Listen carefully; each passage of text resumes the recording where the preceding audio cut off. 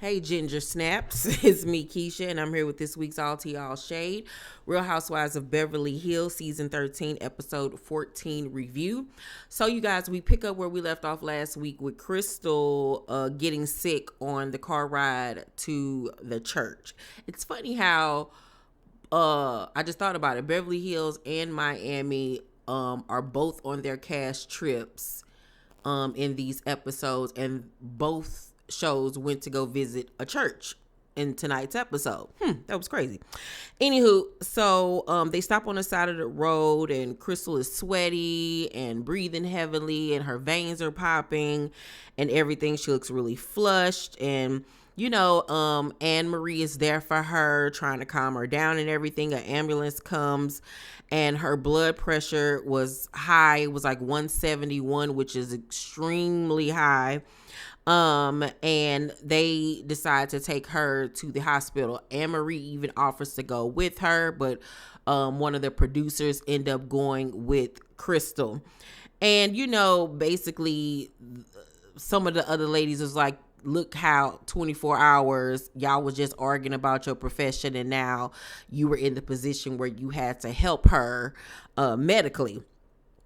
And Crystal was very appreciative and thankful for Annemarie's help, despite the argument that they just gotten into the night before.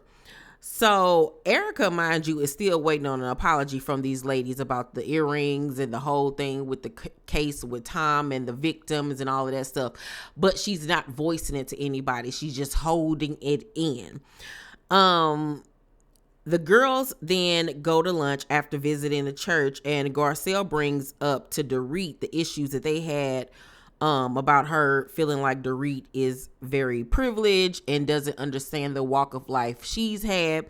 And for once, Dorit actually articulates herself in an understanding manner, where she was like, I'm never trying to compare our walks of life, but I know where you're coming from, because me growing up as a Jewish person, my father moving here from, I think she said Palestine or something like that, and being teased growing up, and racially, what's the word I'm looking for? Having racist remarks said to her growing up. She gets where Garcelle is coming from, and they have a come to Jesus moment, and Garcelle accepts what she was saying, and they move forward. And I was happy that they had the conversation. At first, when Garcelle brought it up, I was like, are we doing this again? I thought that you were just gonna let bygones be bygones, and I was like, oh my God, like, what is happening here? But once the conversation was had, I was actually very happy that Garcelle did bring it up. So, that night before dinner, Erika gets sloshed. She been drinking all day because, like I said, she's in her feelings about these girls not really going up for the fact that the judge ruled in her favor regarding these earrings or whatever.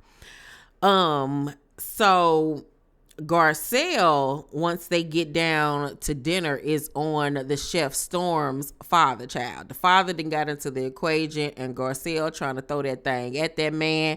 And I was like, girl, I don't blame you. In the foreign country, what stays there, honey. It don't go home with you. Do what you got to do, girl. So, they sit down to eat, and like I said, Erika is drunk boots, honey, down to the table. And they're all talking. Sutton's friends are there. Her friend Christian comes, who she used to dance with and, came up in the circuit with back in the day. And Merce comes up, and Erika was like, excuse me, but by the way, I know you love Merce, but Merce was in a Ziploc bag.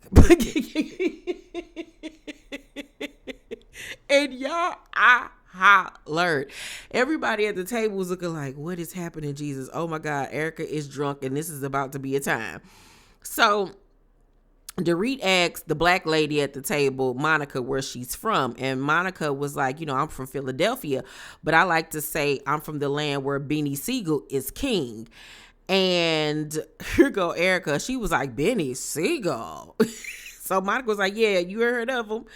And Erika was like, hell yeah, I do. I know who he is. Here go Dorit. Ben Sickle. Bean Sickle. Google him. We'll have to look him up. Cheerio, Ben Sickle. I was like, oh God, Dorit, please sit down.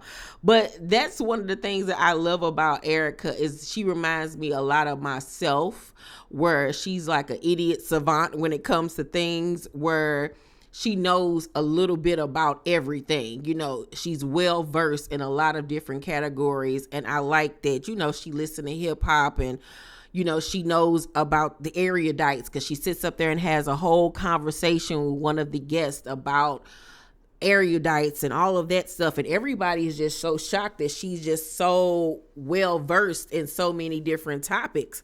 But like she tells them, like, you know, I was married to Tom Girardi. I've sat in so many different rooms with so many different people that, of course, I learned things around, you know, along the way. And I myself like to, you know, teach myself different things. Just because I didn't go to college doesn't mean that you still can't teach yourself. And that's very much who I am as a person. I love to learn new things and about topics and people and places and all of that type of stuff. So I really like that even though Erika was, like I said, tipsy and drunk, she still handled herself well. And I love the conversation that she had with that woman at the table.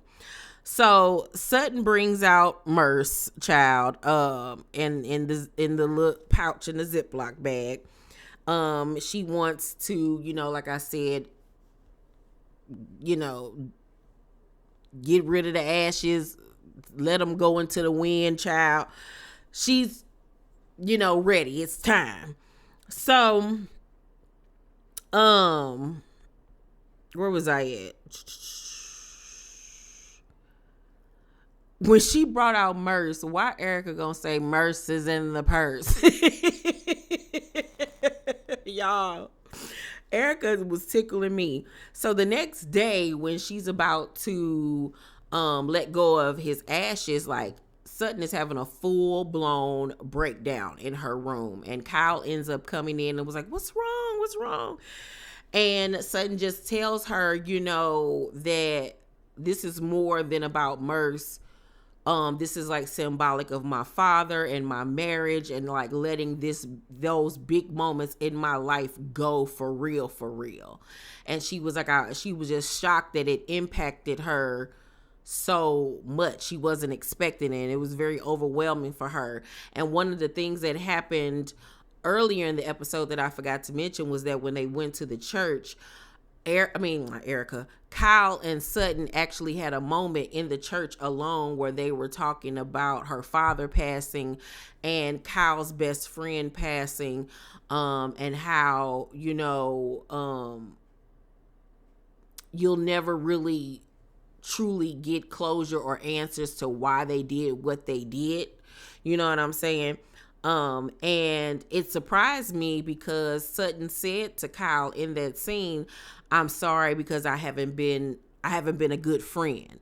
And Kyle thanked her for the apology. And I was like, but I don't agree with that. And I wish she wouldn't have apologized to Kyle, because you have been a good friend to Kyle, but Kyle always does effed up stuff to you where you really can't fully submerge yourself in a friendship with her because she's always doing you dirty and doing you wrong. So I wish she wouldn't apologize to Kyle, because if anything, Kyle owes you an apology. And I think that shows the dynamic of their friendship, where Sutton is always in the lower, lesser position and always feels like she has to keep this friendship going. Because honestly, truly, I feel like if Sutton just said, forget it, I don't want to try no more, there would be no friendship there between her and Kyle. That's just my opinion. But other than that, that was pretty it. Nothing really else happened in this episode, you know. It's been kind of lackluster, you know. I'm ready for the season to be over with. Ready for Jersey to come back on Dubai, because Beverly Hills just ain't hitting no much this season at all. Y'all let me know what y'all thought about the episode, though. I'm gonna give this week's episode of Beverly Hills, I'm gonna give it a C minus, and only the reason I'm giving that is because Erika was funny. Other than that, it was a snooze fest. But let's talk about the episode down below in the comment section, you guys. Make sure to thumbs up this video, like and subscribe, and hit that notification bell button. I love you guys, and I'll see you on the next video. Bye.